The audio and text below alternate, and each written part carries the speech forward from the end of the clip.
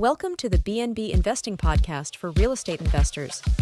Fix and flippers and realtors exploring investment options with Airbnbs and short-term rentals through acquisition, leasing, or management to generate consistent monthly revenue. Join us for a chat with experienced and successful short-term rental investors to hear their story of how they got started and created wealth by building scalable businesses.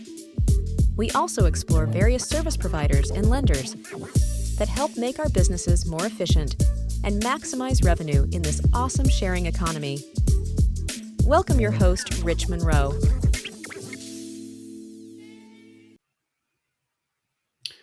Hey everybody, Rich Munroe here with BNB Investing Group. Thanks for jumping on this week. Just as a reminder, BNB Investing Group, we kind of navigate the landscape of short-term rentals, whether you're trying to manage properties, do master leasing, or acquisitions. And so we kind of help investors and clients get started to grow a scalable short-term rental business. And with that, on these weekly calls, we typically like to talk to folks that are already in the marketplace. So I've got my friend Robert here from Sweet Stays Atlanta that's going to be chatting with us about his business. Robert, thanks so much for jumping on today. Yeah, thanks. Thanks for inviting me.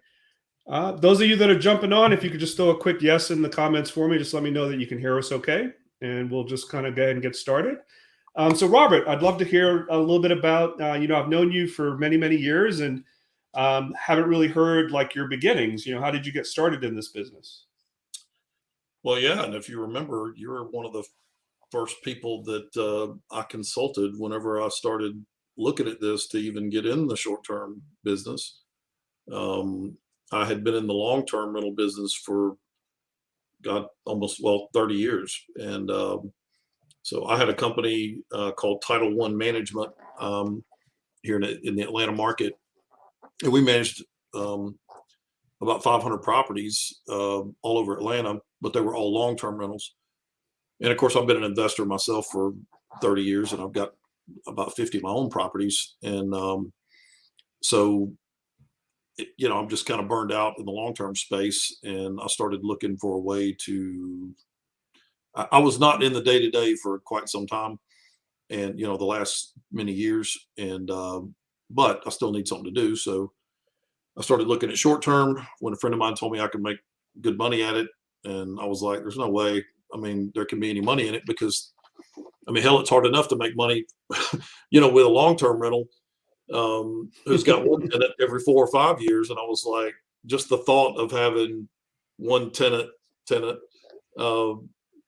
every week or, every few days just was like insanity to me. And so anyway, I rejected that for a while, but, the guy kept at me, and then I started doing a little bit of research, came and talked to you, and talked to several other people, and I was like, well, we'll give it a shot.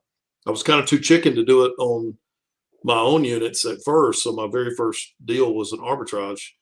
I did a condo in Buckhead that we had just evicted the tenant out of. And of course, she screwed the owner out of a ton load of money and cost him a fortune. So we already looked like crap to this guy.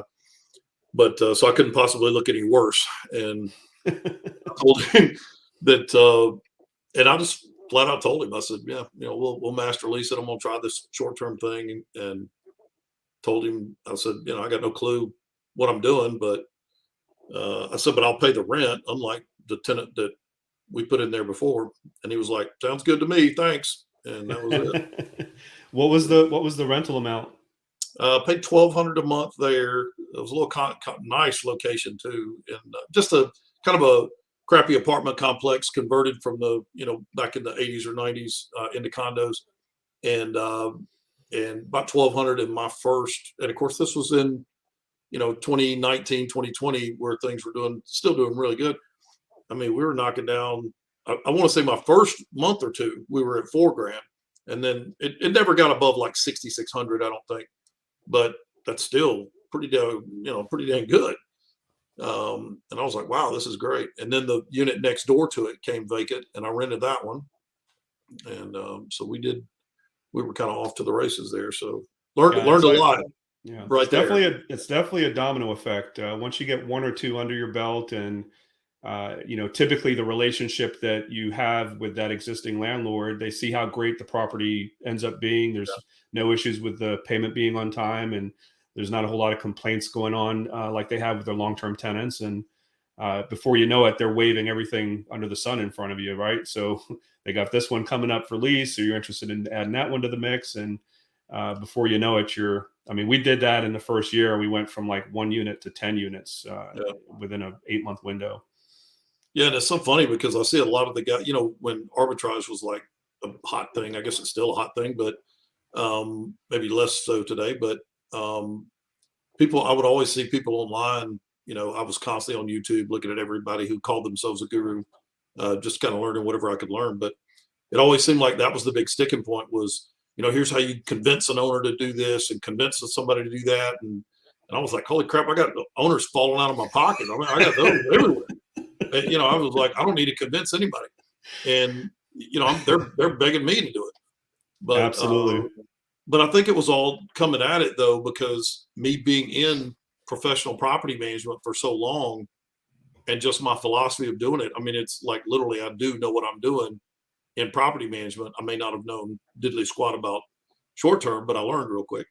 And it was just easy. That part was the easiest part, was getting the owner. Mm-hmm. Right. Yeah. The harder part is as you got to be on steroids with your cleaning operation, your maintenance, definitely compared to the lax world of long-term rentals where you can take a couple days to address things. You got to be a couple hours in this case, right? For keeping that 5-star review up.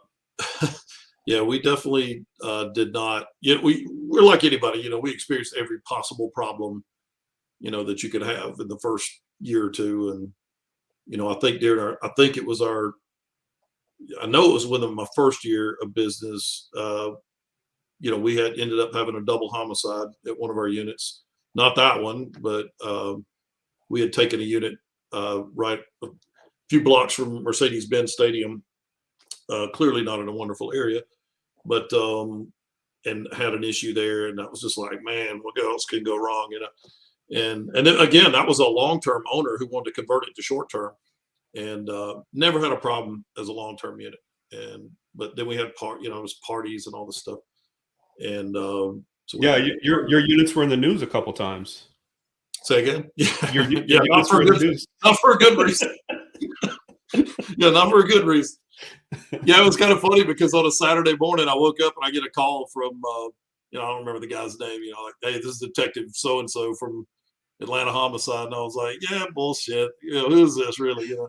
And he's like, no, seriously, this is Detective, whatever from Atlanta Homicide. And I was like, ooh, this can't be a good phone call. And he said, well, yeah, it's not a good one. So you were off to the races with those first few properties through rental arbitrage. And then what from there, what kind of got you into doing the management side of things?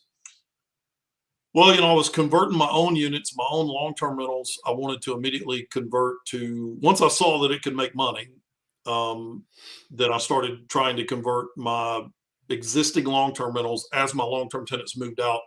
I wanted to convert as many of those as I could. I'm still doing that today because I've kept buying houses too in the meantime, and renovating them and converting them. But I started doing that, and then obviously it's a natural progression for me, right? I've been in the management business for this long, so I already had owners, hundreds of owners that worked for, that were clients of mine who were either asking about short-term rentals, or we were now pitching them that. When you're in the long-term management space, it's a very commoditized type deal, right? And whenever people are calling up seeking a quote on management or whatever, they very rarely will stay on the phone long enough to find out, why are you different? It's just like, how much do you charge? How much do you charge? Right. And that's a bad thing, right? Because you never want to be a commodity. But so I went from selling standard long-term management to now selling long-term management, short-term management, pad split, master lease, So what's your rate for long-term management? Long-term management, we had 3 different rates, but ranged around 8 to 11%. And then what about your short term? 25. Yeah, I don't 25. 25. And Yeah, and then, of course, if it's a vacation type property, it would probably be 30. So yeah, no, we're the same. I mean, you'd never want to try to budge off of that number. In order to be, profitable, there's a reason why it's a higher number than the long term. There's a lot more involved operationally, and you want to make sure that your expenses are covered. And we've got investors that have 20 properties that we manage for them, and it's 25%. There's no That's like exactly volume right. discount or anything, right? So it's across the board. Yeah. So it's important to be consistent on that. As you have moved forward, you mentioned you're converting everything over. Have you kind of downsized your long-term clients and you have mostly short-term rental clients now? Is that what's happened with the business? Yeah, so I actually sold Title I Management last year to a company called Pure, right? Out of California, and they ended up hiring me back to do some operational stuff for their company. And so that kind of took away the long-term portfolio from me. Obviously, I'm clearly still involved, but a lot of that day-to-day stuff had been taken off of me, and then I was able to just to focus on the short term. But I still had my still business development operation. All that stuff was still set up, and remember, I still had a real estate brokerage, and I still had my maintenance company, and stuff like that. So I still had plenty to do, but yeah, I've tried to focus just on short term really, and because I enjoy it. Again, like I said, I was kind of burnt out on long term.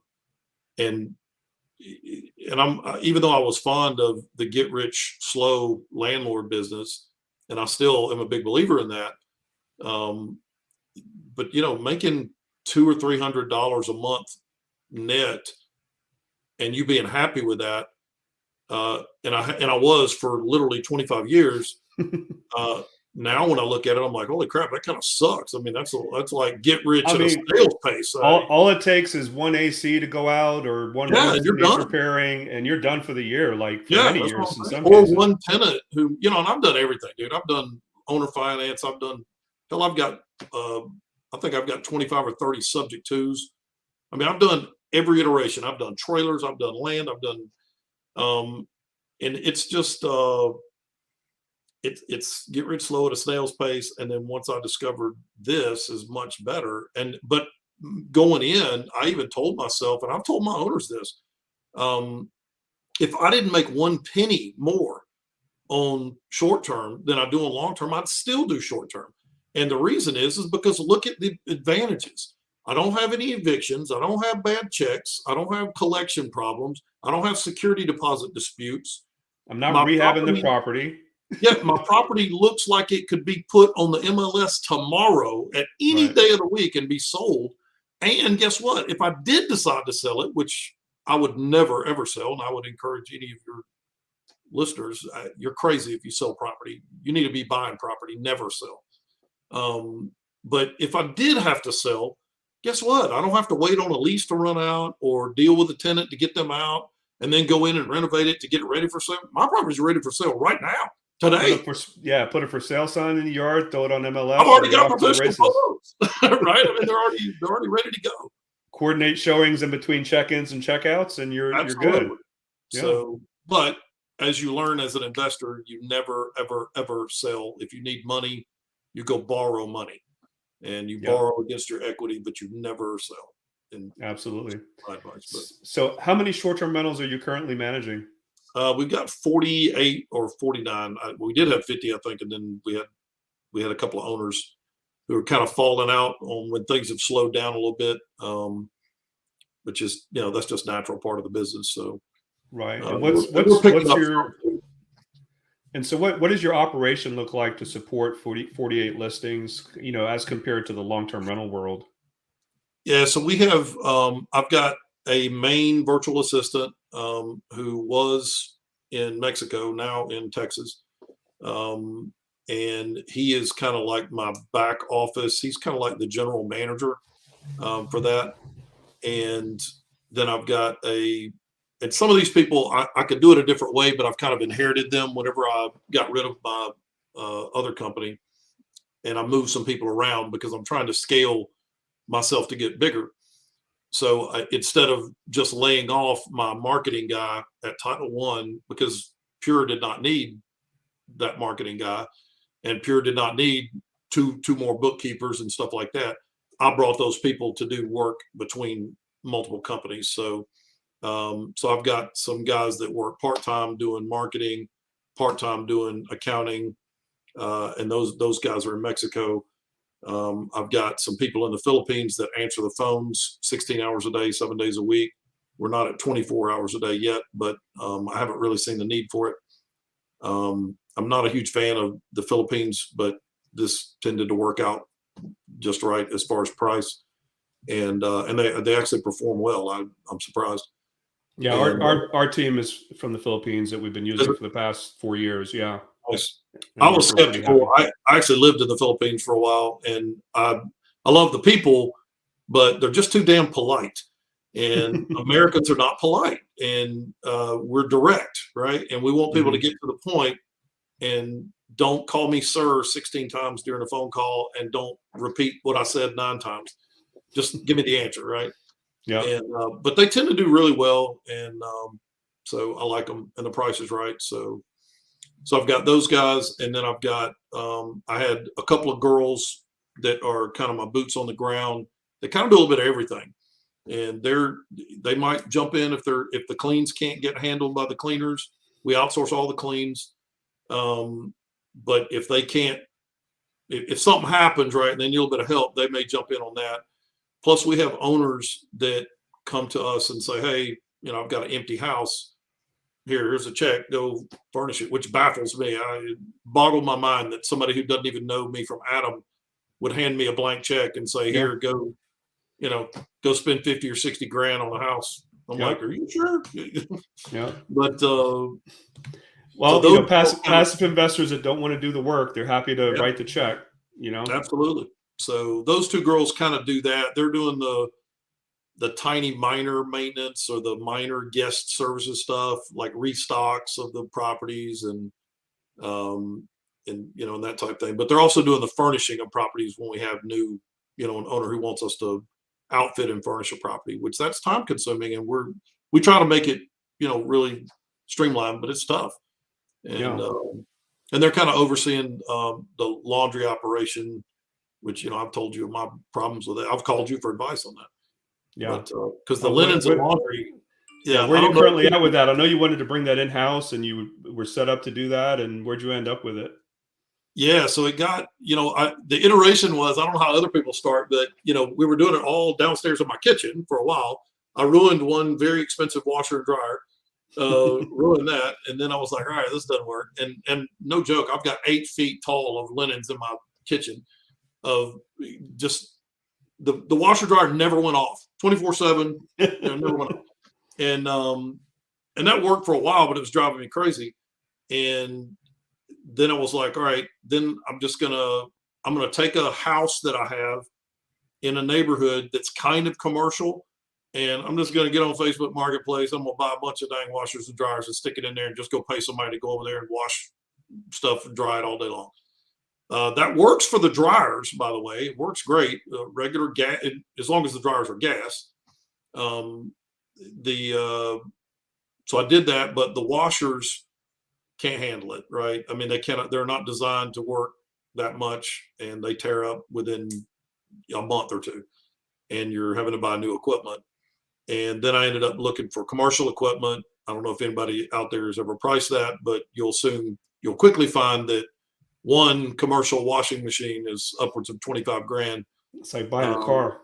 Yeah, it is. Now, the beauty of it is they're designed to work 24 hours a day, 7 days a week for the next 15 years, literally. And but it's also just not buying it and then putting it in. I mean, it's buying it, making sure you've got a 6-inch concrete reinforced slab to sit it on. You've got 3-phase 240 volt power. You've got a gas line that's big. You've got electric. There's a lot to it. Right. Anyway, long story short, that did not work out for me very well because of the infrastructure cost. So I just went and bought a laundromat. And so I bought a laundromat local to where our office is in the same town. And that is my commercial laundry. So nice. So is it actually profitable besides the Airbnb business as well? Well, it was until I closed it to the public. But so you're strictly just doing the Airbnb stuff? Yeah, I closed it to the public, and because we had so much volume that there really was no room for the public to use it. But I will now. We're kind of getting our feet under us now, so I'm going to open it back up to the public because it sure would be nice for it to pay for itself, right? At least pay the rent and something else. Because what you should do is open it up to other short-term rental managers. I thought about that, but I'm almost thinking I've got to have some sort of delivery mechanism, and maybe I could do that. But because it's located in Cartersville, Georgia, it just happens that's where I live, and that's where our operation is kind of headquartered. But yeah, maybe that's an idea. I don't know. But the stuff, it gets expensive. I just replaced yesterday you go replacing a water heater in a laundromat, and a cheap one is $6,000 or $7,000. Yeah. And so it's I just replaced that. So what about the location of your properties? Are they all in Georgia, or are they kind of spread out? Are they regional? What's the makeup look like? All of mine are in metropolitan Atlanta, but I try to stay out of in town. I know you kind of specialize in town, I think you do. Or you've got a mix anyway. Yeah. I have never been somebody who knew that market ultra well for short term. I knew it well for long term, but and there's so much competition that I was just like, you know what, I fit better. I'm kind of a country mouse, so let me stay in the suburbs. And I've done really well in Bartow, Cobb, Cherokee, Paulding. I've done some stuff in the perimeter. It worked fine, but and that's one of the things that especially folks that are more accustomed to long-term rentals don't really get, that this short-term rental opportunity, you could throw a dart anywhere in the suburbs and it works just as well as it does in the middle of downtown or midtown. And that's really the beauty of it. It gives you that flexibility to kind of have that as an option. And we've got properties up in the north suburbs of Georgia that do $5,000-6,000 a month in revenue, that are 3 and 4 bedroom houses that, who would have thought, out in the middle of nowhere, you're 45 minutes from the airport. I've got 2 that are in South Georgia, and anybody who lives here who's driven to South Georgia, like past Callaway Gardens, down that area, dude, there's nothing for miles. I mean, it's just, guess what? They're short-term rentals and they work. Are they my highest grossing properties? No, but there's always, what I've always told people who are prospects, at least, and I'm like, is there a hotel in your town? And if they say yes, and I'm like, then there's demand, right? Yeah. I mean, somebody's coming there for something, right? Yeah. And and we do really well in my little area. I have a bunch of properties in Cartersville because, hello, I live here and I own a bunch. So I do really well with those. And I don't need to dominate everywhere. I just need to do well in a little small area. So what's your outlook for the future, Robert, in terms of growth? Are you looking to continue to grow management, buy more for yourself, combination? What's your strategic goals going forward? All of the above at the moment. I'll still do, if a good arbitrage deal comes up, I'm interested. I just turned down eight units in Marietta for arbitrage that an owner came to me about, but it just wasn't as sweet of a deal as I need to make. And in today's economy, I need it to be a little bit better. And so I'm still looking at those. I'm obviously trying to buy more property, but good luck with that, right? Trying to find a deal on something right now is damn near impossible. But the economy will change. I mean, it'll change, and then, but I'm going to continue growing the management. I'm not doing that gangbusters. I think at first I was really concerned about trying to grow really fast, but and in a lot of businesses that can be really detrimental. Well, guess what? This is one of them. So do not grow fast unless you really want to lose your butt and not perform well. I mean, the systems that are required in this business are just massive, right? I mean, and I still haven't figured out some of them. And I know you haven't either. And I've talked to other people who are 10 times our size, and they haven't either. I'm learning every week, every month, Yeah. learning something new for sure. Yeah, I mean, you and I speak at a lot of different conferences on short-term rentals, and I travel the country for Pure, and and I've spoke at conferences for years. But whenever I talk to these guys who are doing short-term that exponentially larger than us, and I'm thinking, oh, surely to God, they got the laundry situation figured out, and I'm going to go and ask them. And you get them at the bar, and they're like, dude. We don't have a clue. We're just barely getting by with it. I'm like, what? I was like, you're a $50 million company. What are you talking about? And they're like, nope. So, don't knock yourself out that you think that it's bad that you haven't figured it out, because the big guys haven't either. And there is no just perfect system. But boy, if you got to fix the stuff, you really got to take care of cleaning and linens. I mean, because those scale really rapidly as you grow. And it can get out of control. I mean, it really can. Yeah. So how selective are you with new clients, with management on the short-term rental side? Fortunately, I have had the benefit of being a property manager for 25 or 30 years, and and I'm blessed that I am not living hand to mouth. Everybody who gets in the business, in any business, usually does what? They take any client. Right. If somebody can fog a mirror, they're my customer, right? And we all do that. It's always a huge mistake, but we know we know it is, but we're also like, dude, I got to make some money here. I got to make a living. And so we take what we can, and then until those clients wear us out, and we're like, man, I never should have taken them. So I was lucky that I was in a pretty good spot. And I've been able to say, no, you're either going to do it my way. And by talking to you too, I talked to you about that. Yeah.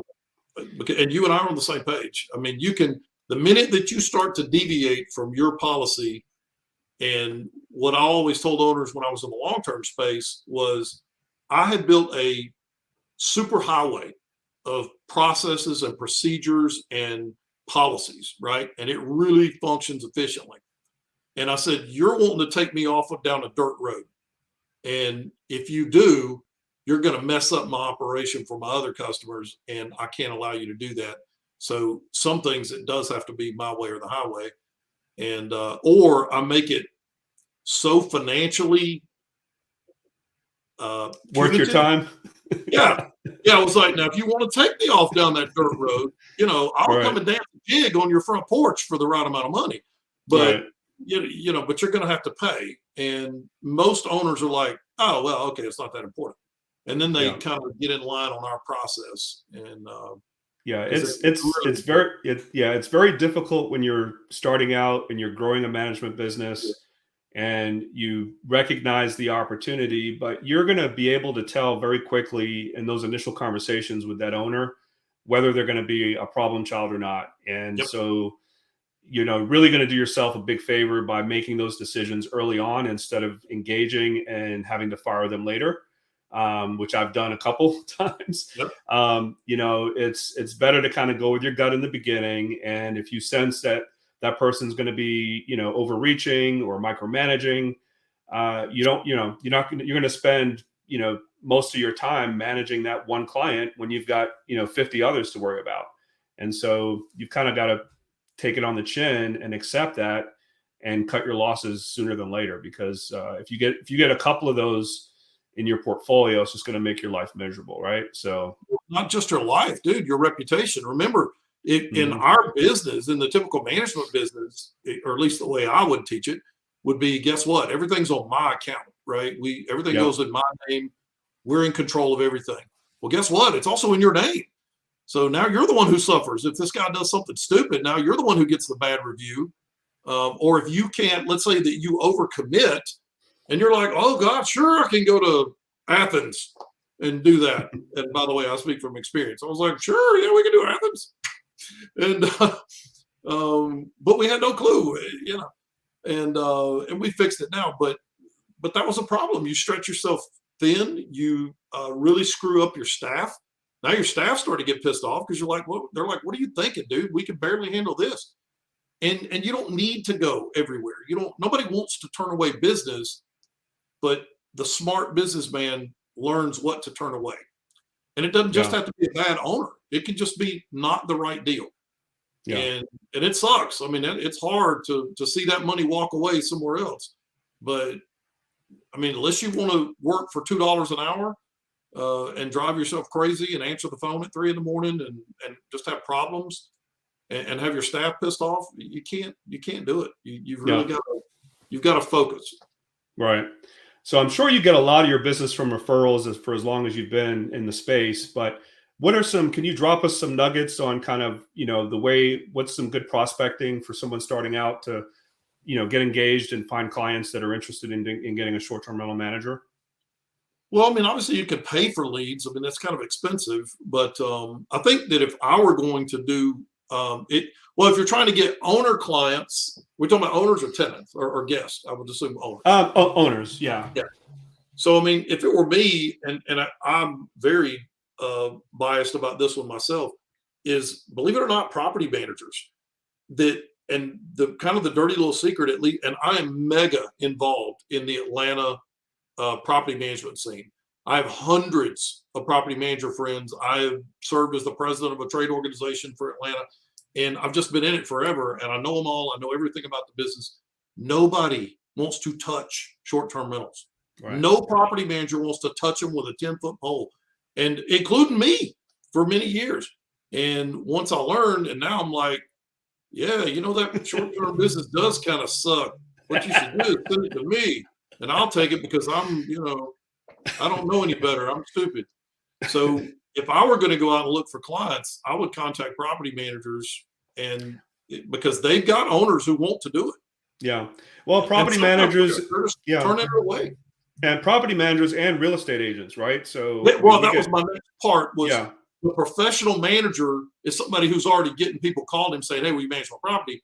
Yeah. And a property manager and they're saying, "Yeah, what about short term?" Like, "Yeah, we don't do that. Thanks." Click. When they could be sending that to you. But then, like you said, real estate agents. I'm a broker. Obviously a real estate broker in Georgia and Alabama, and real estate agents are another, I think, incredible opportunity, because all they care about for the most part is making that sale, but they want to be the man. Everybody's got a guy, right? They want the Rolodex. Yeah, they want you in that Rolodex when you know anybody who does short-term rentals? Oh, I've got a guy, right? And you want to be that guy. Yeah. And there's no short. Last time I looked, there were 88,000 realtors in Georgia, or real estate agents, not realtors. Yeah. And I mean, you can't swing a cat without hitting a real estate agent. So, you shouldn't have any problem finding those guys. Yeah. So what I was interested to see your opinion on, some states are starting to require, real estate license to be able to do short-term rental property management. A lot of states don't have that requirement. Right.